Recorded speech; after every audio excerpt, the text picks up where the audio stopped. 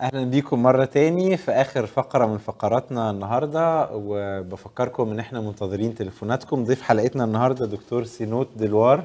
اهلا بيك دكتور سينوت، دكتور مهندس في الجامعة الامريكية، وحسب ما انا فهمت من حضرتك انك بتخدم وبتتناقش كتير مع الشباب، فهو جاي لنا محمل بمجموعة من الاسئلة اللي بيقابلها في مناقشاته كتير جدا مع الشباب.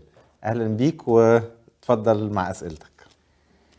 كويس قوي ان الله موجود، وانه موجود بذاته، وانه هو ذاتي الوجود زي ما فهمنا في الجزء الاولاني. طيب ليه هو عايز يفرض عليا ان يبقى ليا انا علاقة بيه؟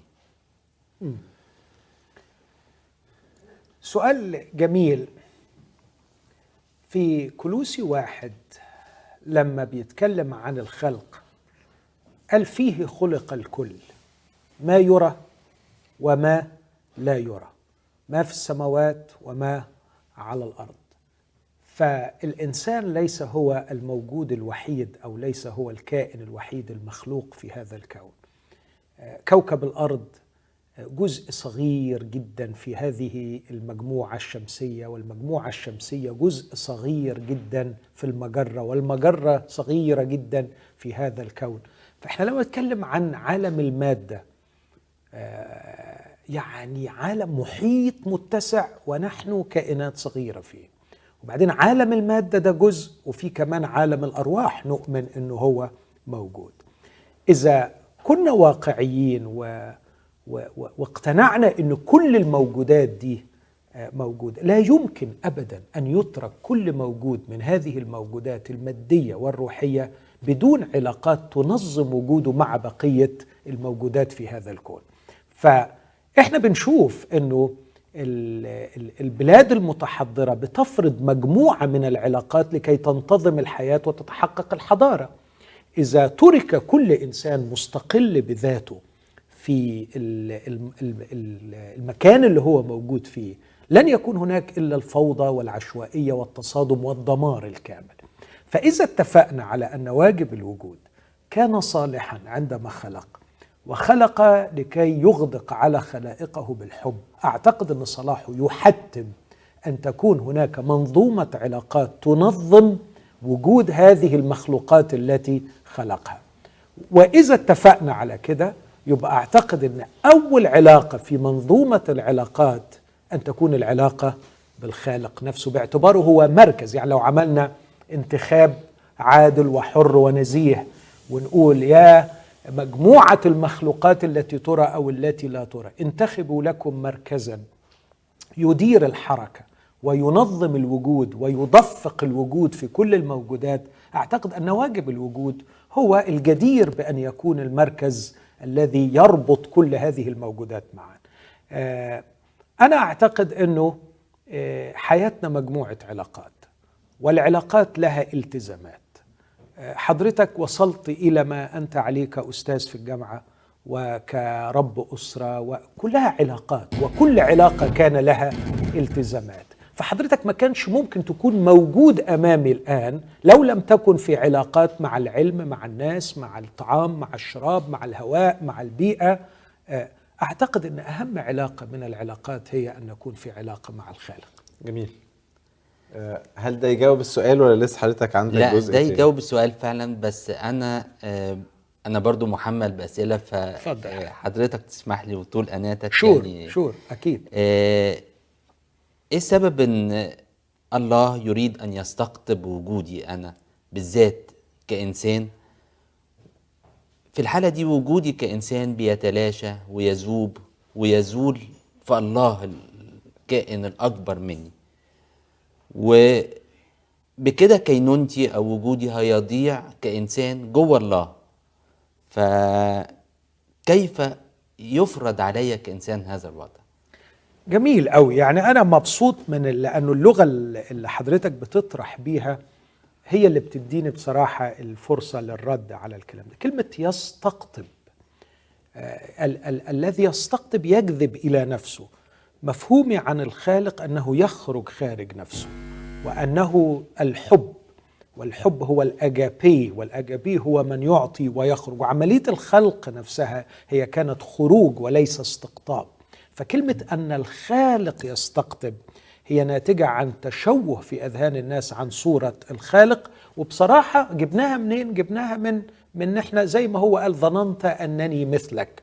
فنحن نرسم صورة للخالق من مفهومنا عن أنفسنا. احنا بعد السقوط والتشوه صرنا نستقطب، احنا بنتعامل مع كل حاجة وعايزين نستحوذ ونمتلك، وأسقطنا ده على الخالق. الخالق لا يستقطب، الخالق يغدق ويعطي ويخرج. دي أول نقطة.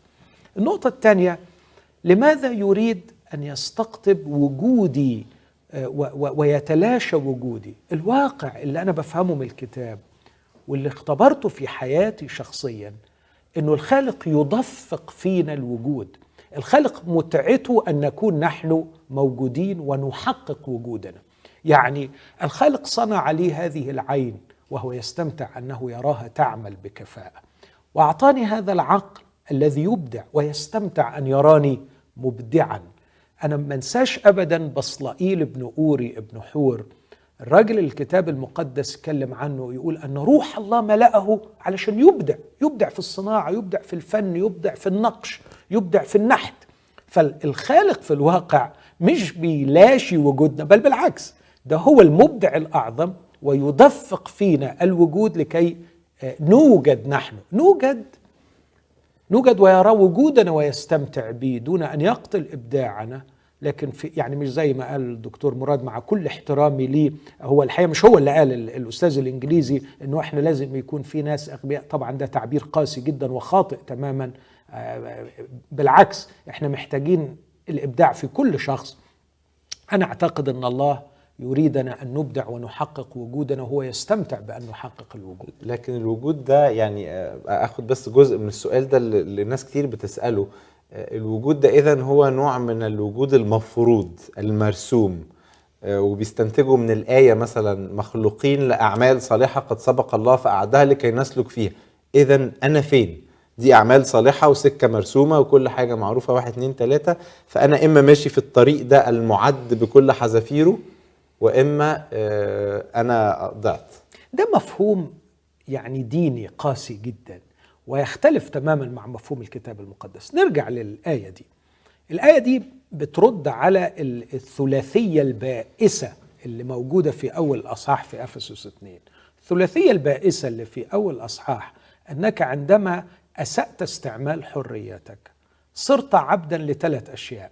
صرت عبدا للبير بريشر، دهر هذا العالم، زي ما الناس بتعمل أنت عايز تعمل. الحاجة التانية صرت عبدا للرغبات القاسية اللي بتدفعك في اتجاهات أحيانا ضد نفسك، وبتبقى مش عايز تعمل الشيء بس غصبا عنك بتعمله. والاتجاه الثالث قوة روحية غير منظورة اللي هي قوة إبليس، رئيس سلطان الهواء، الروح الذي يعمل الآن في أبناء المعصية. فكان إنتاجك إيه في الآخر غير الدمار وغير إنك بتدمر نفسك؟ هو بيقول لك لا، تعالى بقى في خالق. الخالق ده على فكرة بيتميز بحاجتين. يتميز إنه فهمك كويس قوي من جوه، فهو نبع وجودك، نسجك، التفاصيل اللي انت ما تعرفهاش عن روحك هو عارفها. وعنده حاجة تاني، إنه قادر على خلق الظرف الخارجي المناسب اللي يفجر طاقاتك الإبداعية من جوه، فيعرف يوجه حياتك لو انت عايز بإرادتك الحرة. لو انت عايز هو ممكن يوجه حياتك علشان يحطك في ظرف خارجي يتناسب مع إمكانياتك الداخلية، فتلاقي روحك بتعمل أعمال صالحة عظيمة جدا. البلان دي موجودة، الخطة دي موجودة وجاهزة ليك، لو عايز هو هيقودك فيها. لكنها مش بتلغي حريتي، بالعكس انت يعني استعمل حريتك. أنا فكرة اني لو عايز دي يعني اسلم ارادتي بالكامل، ولا معناها يعني ايه اسلم ارادتي بالكامل؟ يعني انا اسلم ارادتي يعني بالكامل، يعني هل انا لي اختيارات في القضية دي ولا ماليش؟ هل الاختيار اني اقبل او ارفض بس؟ يعني انا الكلام ده الحقيقة يا هادي بجد فعلا يعني اراه وهمي جدا وبعيد كل البعد عن العلاقة الحقيقية مع الله. انا اعرف الله واقرأ الكتاب المقدس وارى ان الله ابي، وأسير معه كصديق حبيب، بتكلم معاه، باخد رأيه، بشاوره، بيرشدني، بينورني. مرات بفهم، مرات ما بفهمش. عمره ما كسر رجلي لكي لا أخطئ، لكن بيخليني أتعلم من الخطأ بتاعي. ولما كنت بأصر باقتناع أن يتكلم ويوضح وأختار اللي هو عايزه لي، كنت بلاقي روحي بنجح. يعني اقصد هل انا اشترك معاه في القرار؟ طبعاً هل شريك. انا اشترك معاه في صنع طبعاً. الخطه دي؟ طبعاً مش- شريك. ولا هي محطوطه وانا مجرد شريك. بمشي فيها؟ شريك فاعل، وممكن قوي ما تعملهاش وتحصد نتائج مؤلمة تتعلم منها، وممكن تطلب تعديلات وبيقبل. وعندي كذا دليل في الكتاب المقدس ان في ناس ربنا قال لهم على اللي هو عايزه بالظبط، بس اقول لا ده مش عاجبني كده، قال له خلاص انت حر، حاضر نغير الخطة. جميل. انا هرجع لدكتور سينوت، بس معانا مكالمه من نيفين من المنيا. نيفين اهلا بيكي. الخير. مساء النور. ممكن اسال دكتور ماهر سؤال؟ اتفضلي.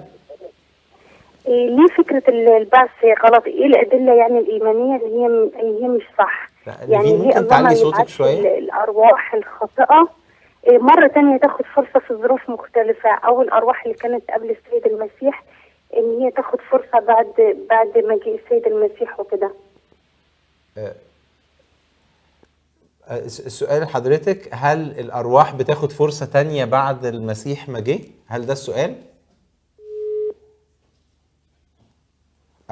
ده سؤال نيفين. هل ليه الارواح مش بتاخد فرصه تانية؟ يعني الناس اللي كانت قبل المسيح ليه ما بتاخدش فرصه تانية بعد مجيء المسيح؟ طب انت فاهم السؤال ده هادي؟ مش قوي عشان ما كنتش سامعه كويس. دكتور سينوت حضرتك فاهم السؤال؟ انا يعني هو بيدي فرصه تانية للاحياء بس، ليه مش بيدي فرصه للاموات او للي فارقوا الحياه تقريبا، لو انا فاهم السؤال كده، للارواح يعني بعد ما الانسان اللي ماتوا يموت. قبل المسيح تحديدا. وايه الفرق بين اللي ماتوا قبل المسيح واللي بيموتوا بعد المسيح؟ يعني مش لانهم لما يكونوا يعرفوا المسيح يعني، فكان الايمان هيبقى اصعب بكتير بما لم يسمعوا بيه وما عرفوش. يعني للاسف مش قادر افهم، متاسف. طيب نرجع للدكتور سينوت، ولو نيفين تكلمنا مرة تانية او تبعت لنا السؤال ونحاول نجاوبه في حلقة تانية. في الحقيقة أنا بتفق مع الدكتور ماهر إن في صورة مشوهة عن الله هي اللي قادت عدد كبير من الشباب إلى التفكير في أمور غريبة. يعني أنا في فولتير الفيلسوف الساخر كان قال عبارة الحقيقة بيقول: لقد خلق الله الإنسان على صورته ومثاله، وأما الإنسان فرد له المثل. يعني هو يقصد يعني إن الإنسان حاول يخلق الله على صورته وعلى مفهومه وعلى فهمه. الحقيقة في من الأسئلة برضو اللي أنا بقابلها وأحب إننا نتشارك حضرتك ترد عليها. لماذا لا يكون الله إله السماوات وأنا كإنسان أبقى إله الأرض؟ يعني ربنا يخليه في السماء وأنا في الأرض. على سبيل المثال مثلا أنا واحد وعندي شركة، ولما اتخرجت أو أبويا عنده شركة، ولما اتخرجت راح أسس لي شركة تاني صغيرة جنب شركته، وهو فضل في الشركة بتاعته مسؤول عنها وصاحبها وملوش دعوة بشركتي، وأنا بقى ليا شركتي وملوش دعوة بشركته. فأنا هو يخليه في الجزء بتاعه وأنا خليني في الجزء بتاعه. اوكي، انا ممكن اقدم لربنا الاقتراح ده، بس اتخيل الرد البسيط ده ويقول لي اوكي شيل الشيله كلها. الكره الارضيه دي حبيبي اللي انت عايز تبقى الهها لازم تفضل بتسير او بتطير بسرعه 68 ألف ميل في الساعه حوالين الشمس، وتفضل بتطير حول نفسها بتدور حول نفسها بسرعه 1000 ميل في الساعه، وبتفضل مايلة آلاف السنين على محورها 23 درجة ونص علشان تيجي الفصول الأربعة، ولازم السرعات دي تفضل ثابتة. والكلام ده كله بدون وقود نووي، بدون بترول، بدون فحم، ومش عايز دوشة، مش عايز ضجيج علشان ما تدوش اللي حواليك وعلشان ما تبوظش، وما ينفعش تطلع بره مدارها علشان ما تخبطش في الكواكب التانية وعلشان المخلوق. فإذا أنت تشيل الشيلة على بعضيها ماشي يعني كلام برضو تاني أقول زي ما حضرتك قلت هو إسقاط. أنا أتمنى أن الشباب، وأنا أقدر البحث والتفكير، لكن يكونوا سيريس شوية، جادين، ياخدوا الأمور بجدية، لا نندفع إلى السخرية ولا نندفع إلى اتخاذ الأمور بسطحية. الأمر عميق جدا ويحتاج إلى تفكير عميق جدا.